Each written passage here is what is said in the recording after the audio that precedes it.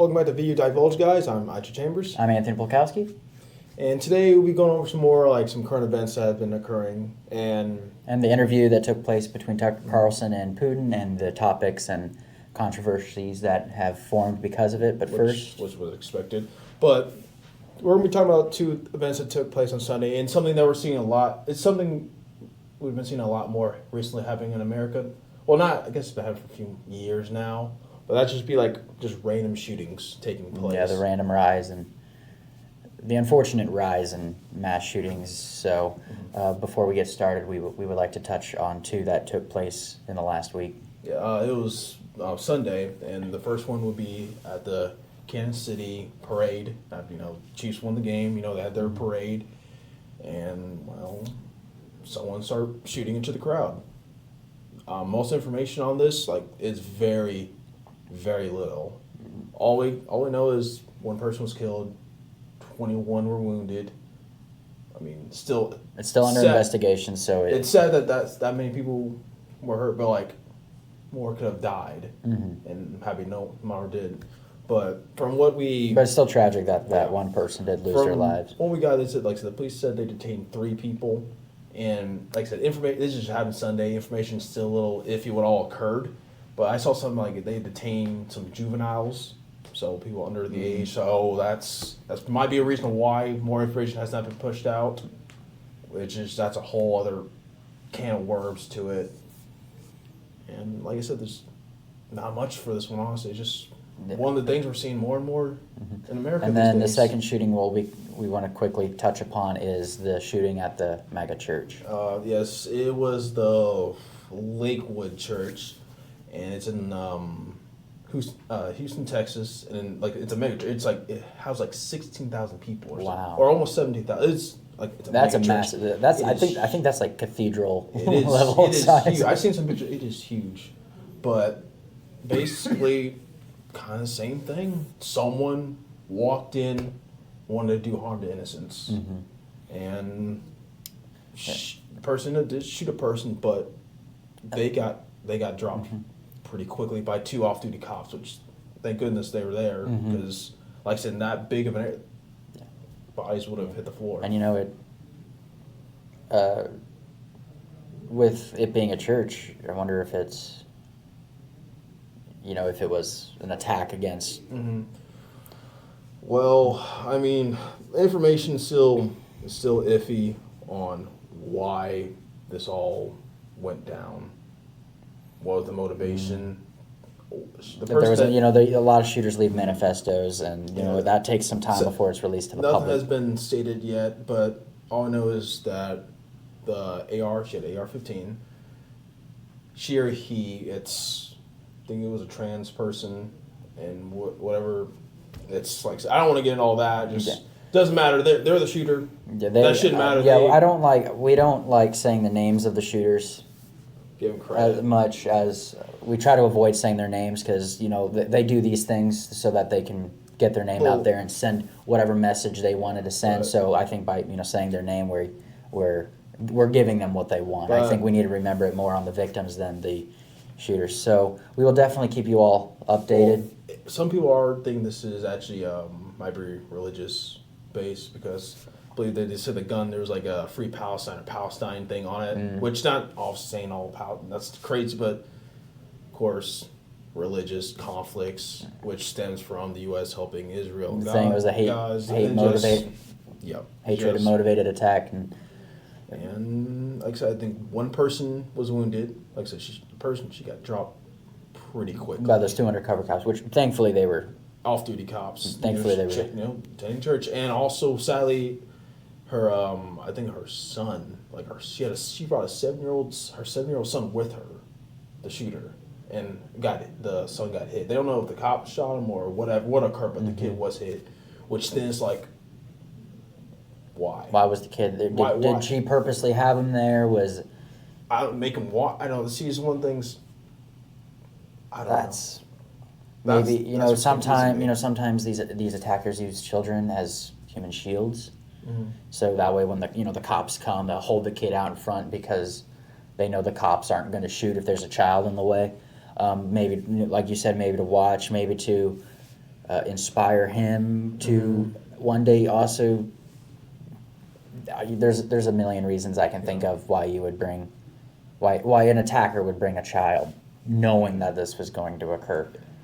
Yeah, like other than that though, not much more information has been real. Like there has revealed some more information with the shooter, but you can easily find that information online. Most like it kind of shows like not surprise kind of information. But So talking about the interview. Yeah, so our thoughts and prayers will go out to the families who are affected and the unfortunate victims, and as always, we will keep you all updated on that.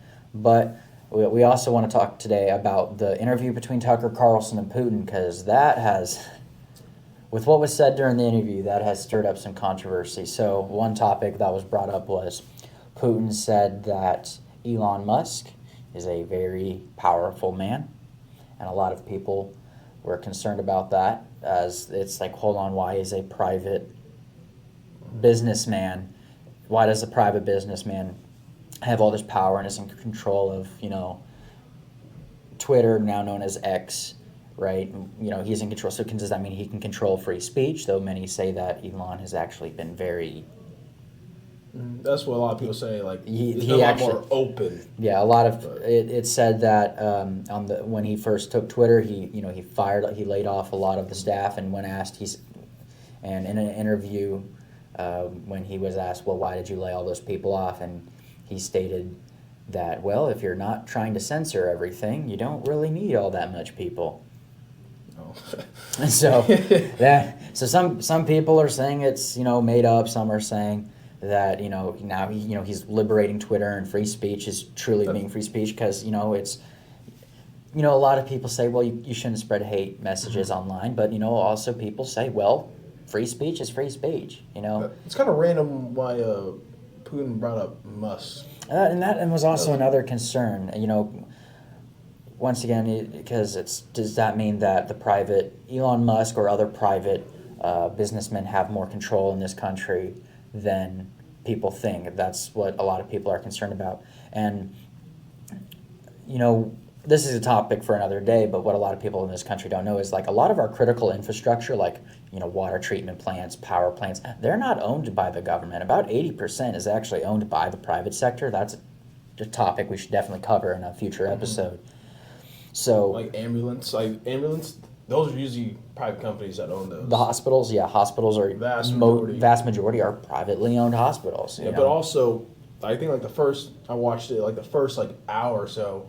He kind of gave a whole talk on the historic basically historic territory that Ukraine was part of Russia, which he wasn't wrong.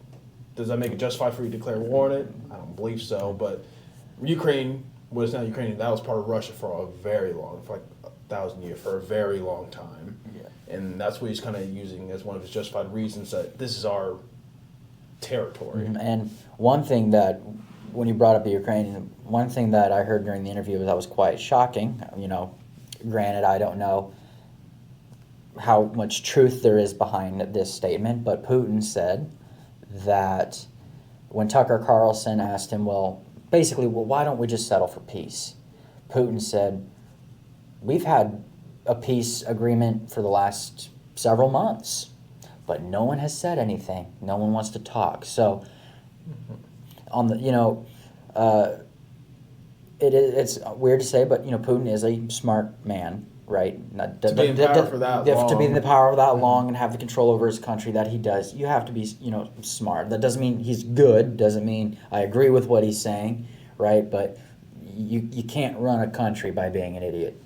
You ideally shouldn't be. Yeah. And I have no doubt that Putin was very picking his words there carefully. Russia is known for their DIP, which stands for deceptive imagery persuasion. They'll take an image, they'll tweak a little part of it that makes it tell a whole news story. Russia is very good at spreading misinformation, very good. So they know the key phrases to say and how to phrase things so that it doesn't quite sound, it sounds different than what they're actually saying or what they want to imply. So, he did say, well, I've had a peace agreement for the last several months. Well, that could have been you join us and we'll be at peace, right? Like, so it sounds like he has a peace settlement, but at the same time, it's the whole reason we're fighting this war is, or Ukraine's fighting the war is because they don't want to be part of Russia, but the peace agreement that Putin says he has is become part of Russia. And, you know, Putin is also, relatively that same time in the interview, said he doesn't understand why the USA is involved. He goes, you guys have a crisis at the border, and that the national debt is constantly on the rise, yet we're still sending money over to Ukraine. So, Yeah. Obviously lots and lots of... Based on what that interview was on, I think for like 12 hours. They basically 12 hours of just... Well, two. You mean 2 hours? You said 12. Oh, 12. Sorry, I'm sorry. Yes. 2. Wow. I'm like, man, 12 hours. That's Sorry, 2 hours. That's an interview. But, it's like it was like 2 hours and like 7 minutes, somewhere around there. When it ended. Yeah, and a lot of there's more than what we can say in this episode. I am curious though. I mean, you talk about like the peace agreement. I had no doubt there was a kind of some type of peace put on the table. And he obviously talked about the U.S. sending weapons, all that. If we stop sending weapons, war will be over in a few weeks. Well, because, you know, throughout the war, everybody is always trying to settle for peace, right? Because, you know, everybody always thinks that, you know, peace talks only come at the very end. After one absolutely crushes the other. After one is... They've crushed the other, or they're just about to, and the other side has now realized that it's a lose-lose. We have to settle for peace. We'll just take whatever loss they want. But like, for example, even in World War II, you know, everybody thinks that we only asked Japan to surrender once we had the atomic bomb. No, we were asking them to surrender while we were developing it, right? Because we didn't want to use the bomb if we didn't have to. So, you know, you're always talking about, hey, can we settle this peacefully? Can we reach an agreement? Can we, whatever? And that's what, you know, my personal opinion is what I think Putin meant by that is he's like, he purposely said it in a way that made it sound like, well, I want peace, but no one wants it either. But because we don't know what exactly. But it's like, but what are the terms? Like, is your peace deal? Well, if Ukraine joins Russia, I'll stop. Well, that's kind of defeats the purpose of what Ukraine's fighting for. I mean, I'm not no great mind or politician or what politicians aren't very great either, mind you. But a deal has to be made at some point because this war, it's just going to keep going. Neither side's going to like accept a full like surrender. This war has gone on way too long now. See, it shouldn't have even started.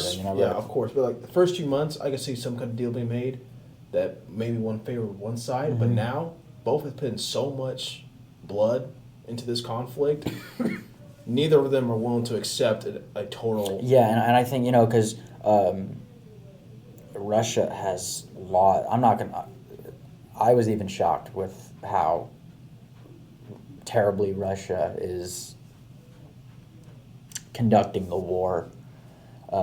Ukraine has improvised. They're using drones in warfare in ways that the world has never seen before. You know, everybody, and I'm not talking like those Predator drones that fly overhead that drop. I'm saying these are drones that you buy at Walmart.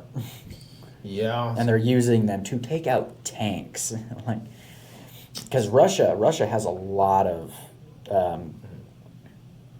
heavily armored vehicles such as troop transports, armored personnel carriers. So I think on one side, you know, Russia's, you know, Russia really, well, Putin really wants Ukraine. I mean, he sent troops in to take it, and well, Ukraine is probably not going to want to settle for peace until Russia's out of it, until the terms say you're going to leave Ukraine alone and you're not taking part of our territory, because sometimes that is part of the peace treaty is, well, we want this section of your land. Well, see, what I can see for maybe a deal would be Ukraine does not join NATO. That must be a must. And that Russia will keep the territory the area occupies. And they'll leave them alone till maybe they attack them again years down the line. Yeah, because now That's then the the question only deal I is, can really see on the table. yeah, because then the question Of course, is, we don't know is everything this an that's going actual on. is this an actual peace like agreement, or are we just kicking down the can down in the middle road? So, And I mean, I don't see how this could end without either side getting something. yeah, well, They're both in a stalemate right now. There's small victories here and there, but at this point, this is just going to keep going on, and some deal has to be made eventually. And that's just thinking about the lives on both sides. Like for the common soldier, like especially the Russian ones, I don't know. because Ukrainians are, they're fighting to, Yeah. protect their country, but a lot of captured Russian soldiers were like, even they're like, we don't want to be here, but our command threatened us with death if we didn't. Or Right. So, extensive jail time, like or prison. they lie, or the commanders, they said that, they purposely changed the maps, so the soldiers thought they were in Russia, but in reality they crossed the border 2 miles back, and they didn't even realize, because we can have borders, right, but at the end of the day it is kind of just, there's no physical line that says this is this country. This, think about here in the States. You travel in Ohio, like we're here in Indiana. If we drive over to, Ohio, for example, it's not like Kentucky where there's a bridge, right? You have to cross the bridge to get into Kentucky. It's in Ohio, so unless there's a street sign. Yeah, you don't know. And another thing is, if you see like a "Welcome to Ohio" sign on the other side of the street, there's not always an immediate "Welcome to Indiana." Right, so it's sometimes they're like this or like this. So it's like, wait, so was I in? Did I cross the border 100 feet ago, or is it still coming up? But is there anything else in that interview that you like? I said most of it, like I said, the first good hour was kind of a history lesson on why, like they have such a claim, And why Putin's justification on why he believes that why he thinks he has the right to. Take back Ukraine, in his words. But I mean, other than that, I don't really got much more. Like, not. There's still obviously things going down with the Houthi rebels, and obviously, of course, things in Gaza. But there's not really been any new developments. There have been a few retaliatory strikes against the Houthis, and there have been, thankfully, more hostages have been. I heard like saved. 2 more. Yeah, at least 2. They found them. But they believe there's about another 134 that's left unaccounted for. Yep. That they know of. Yeah. So, but as always, we will make sure we keep you all updated, and we look forward to seeing you guys in the next episode. Yep. See you guys. See ya.